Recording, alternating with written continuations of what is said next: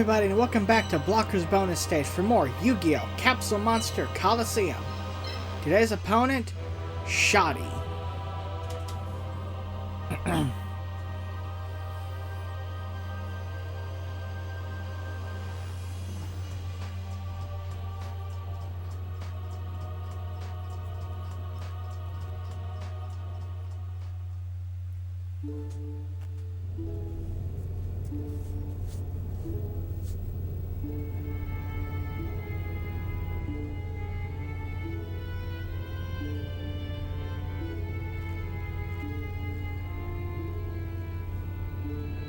To be able to duel you again, I can sense a greater force at work.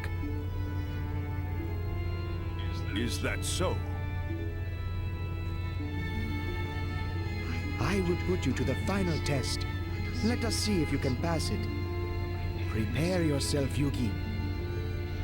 It's time to duel, Shadi! So yeah, in this duel, you face Shadi. Shadi being the final, or the penultimate boss in this game. That's right, beat him and you've only got one more stage to go. The final boss. So this stage, on its surface, gives a very heavy boost to Dark. But there's also kind of a gimmick trick to this stage as well. We'll get to it when we get to it. Yeah, it won't take long.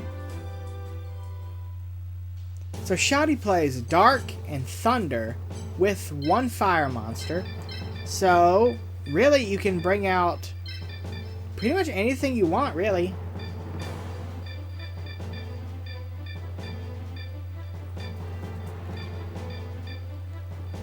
You see, the stage, the maximum monster point is 999.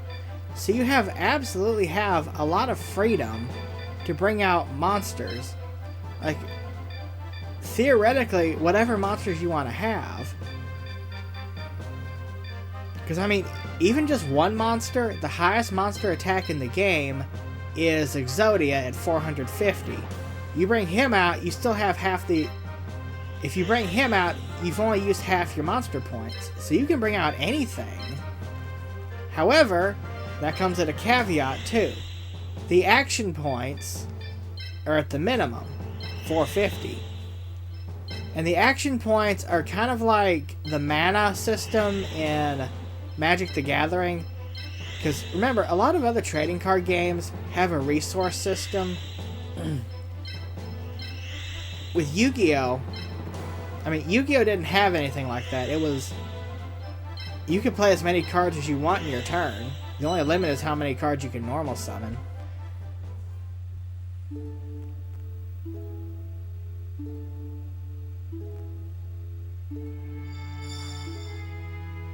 It's time to start! So the trick to this stage is that there's a dragon in the center of it. The dragon in the middle comes alive, and he'll shoot energy into the stage. And this gives a boost to certain attributes. And he boosts up all 8 attributes in the game. However, he chooses them randomly. As the keeper of the Millennium Key, I want to see what your true strength is. So anything you want to evolve and level up here, you absolutely can, as long as you just wait. Theoretically, you could just wait and wait and wait till you get a favorable outcome. However, there is a caveat to that. The dragon blows in 3 separate directions. Down the center, towards the left, and... I'll tear down your defenses. Down the left, and towards the right. Anything in the path that's not of that type takes damage.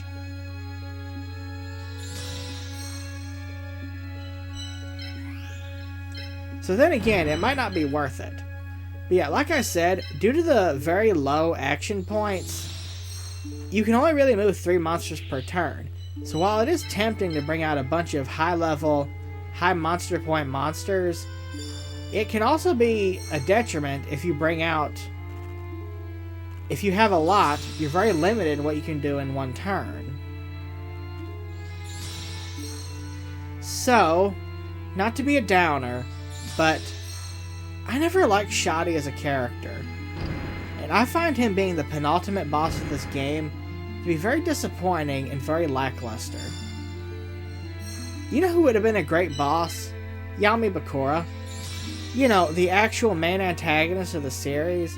That Bakura. He's not here at all. Which I find to just be so weird. You know, the theme of the final area is nothing but Millennium item holders, and then a duelist we'll see later that I'm not going to spoil, but you probably know who it is. Because the game has done such a bold job of saying who it'll be.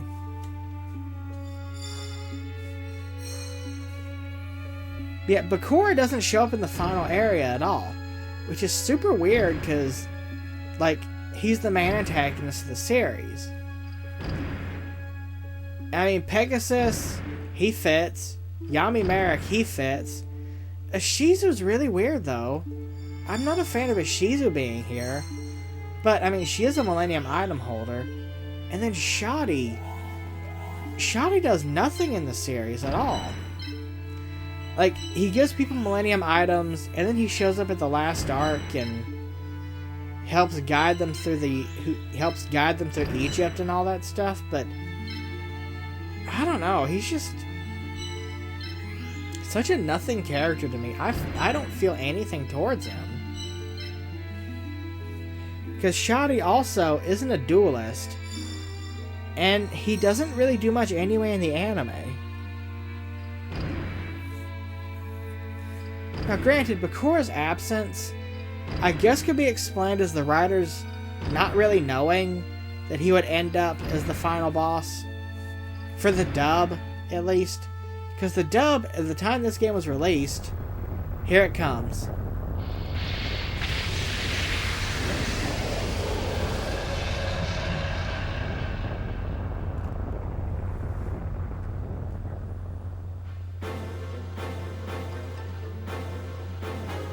He's going to start shooting energy blasts that benefit certain types. Yeah, the dub was in Battle City at the time this game came out. So they might not have known Bakura would be such a big antagonist. Okay, I took out Kuribo. As for strategy, this is a basic Dark and Thunder counterbalance we've seen a million times. With this attack, I destroy one of your monsters. Ah, Yugi. Excellent strategy. Is that a new quote for this area? I think it is. Because I know once you get to the last area, like the battle music also changes. So, you know, if I had battle animations turned on, which I don't. That almost felt like a desperate attack. But again, the Dark and Thunder counterbalance is super common. Like, we've seen this a million times before. So, just bring out your all-star team, your best monsters. Anything with wood, water, wind, or fire, and ignore type advantage and you'll be fine. But it's also so annoying because This is difficult.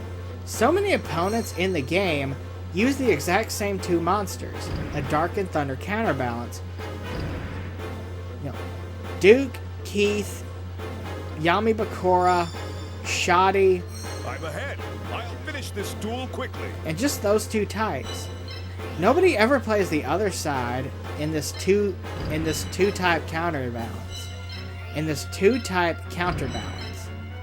Like, my Valentine plays wind and fire, and then Weevil plays wood and earth, but he also throws in a thunder monster. Or Weevil plays wood and water, but he also throws in a thunder monster. I think Dark and Thunder are pretty much the only pair of types that is represented so often. Because most other duels play three types.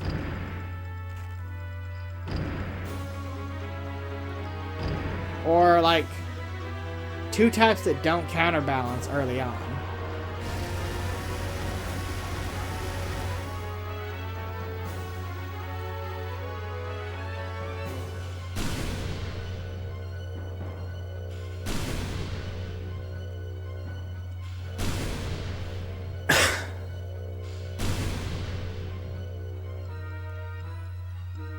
Unfortunately, that's kind of a con of this game. You see, Dark and Light have way too much representation. And it makes strategy predictable. Like, if you pick a thunder symbol, which beats Light, or a Light symbol, you'll have a huge advantage because so many monsters use Dark and Light. I feel like Dark and Light are way too overrepresented in this game, actually. So it makes strategy predictable. And yet you have other attributes like wood and water showing up barely ever at all.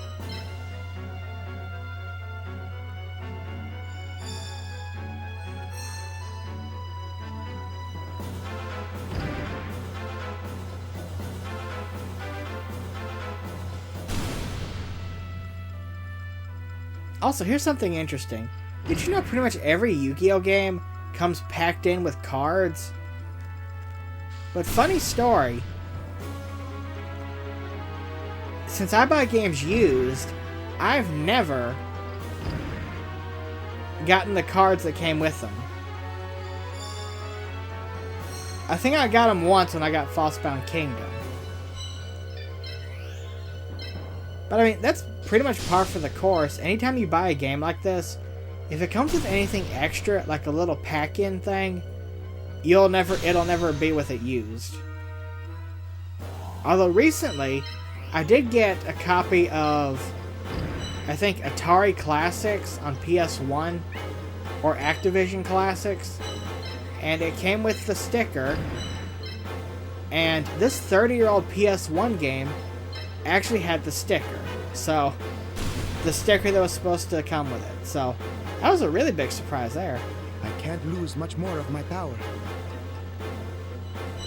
Also, Shadi does have some pretty unique monsters. For my Forbidden Memories fan, he plays Thunder Dragon, and he plays 2 of them, so if you level them up, you can fuse them for Twin-Headed Thunder Dragon.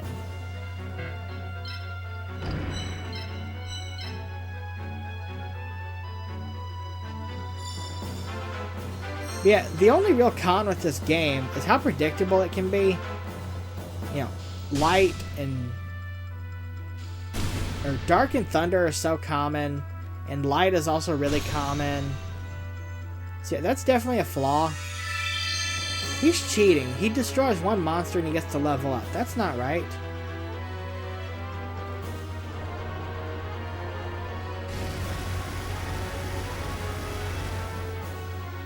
That's green, so he's probably boosting up wood now.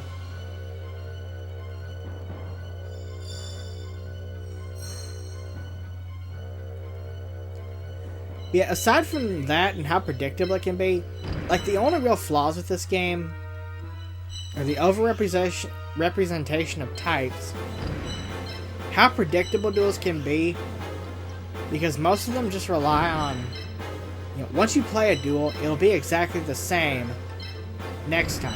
This is the only duel in the game with pure randomness, so that's another good thing. And the fact there's not a new game plus. You know, once you beat the game, if you play it again, it's exactly the same.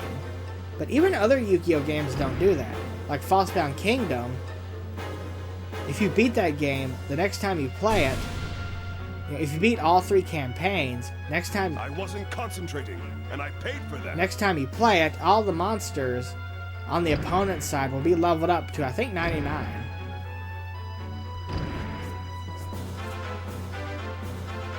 Yeah, this is easily my favorite PlayStation 2 game, and I think it has to be the best Yu-Gi-Oh game there is.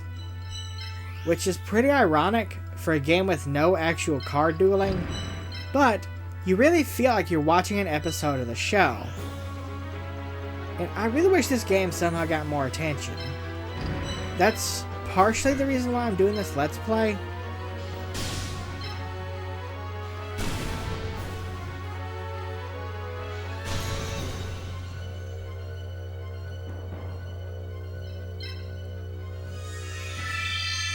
Because I love this game so much. How can all my strategies be so powerless?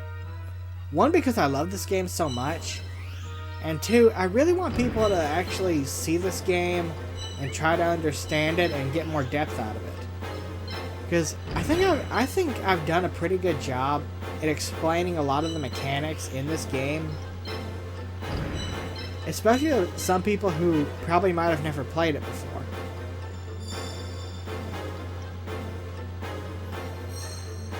And plus, I want you all to relive my childhood with me. Because this game, well, not just this game, but Yu-Gi-Oh! Specifically, was my childhood. Okay, now Thunder's gonna get the boost. Like, this game was the main game I played to keep me interested in Yu-Gi-Oh! And this is also my first Let's Play. And since it's one of my favorite games, that's why I'm doing a Let's Play on it instead of something more popular or something else.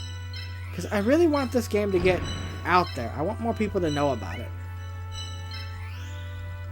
Especially since it's what kept my interest in Yu-Gi-Oh! Active when the show either stopped airing or I just lost interest in it. Yeah, I actually love Yu-Gi-Oh! So much. I have the eye on the Millennium items tattooed on my arm, so. It's actually the only tattoo I have.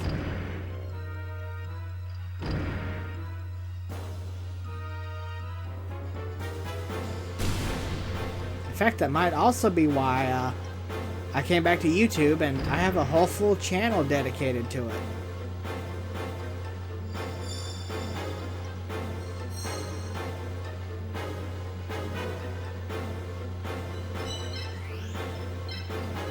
Yeah, going back, I actually really love the dub. No matter what... Ooh, I win. I destroy the symbol. This will finish you. Well, anyway, I love the dub of the anime. I recently started watching the sub version in 2018, and I really liked it too. Incredible, Yugi. There is nothing to do but admire. It was really eye-opening to see how different the original Japanese version was. I think my favorite duel is probably Joey versus Weevil. Yugi, you have overcome my test. You have completely defeated me. Shadi. I cannot wait to duel you again in the future. Until then, farewell. Goodbye. Now that was abrupt. My first time playing this, I didn't even know what I was doing. I got confused and lost. I didn't know how to attack. I couldn't figure it out, even though the orange squares pretty much tell you. It was a mess. Like, even when I beat the first area, I still didn't have any idea what I was doing. So, yeah. Yeah, I love both. I watch the dub and the sub, and then tune in next time when we face the final boss. Who is the final boss? I'm not going to tell you. See you there, folks. Have a good one.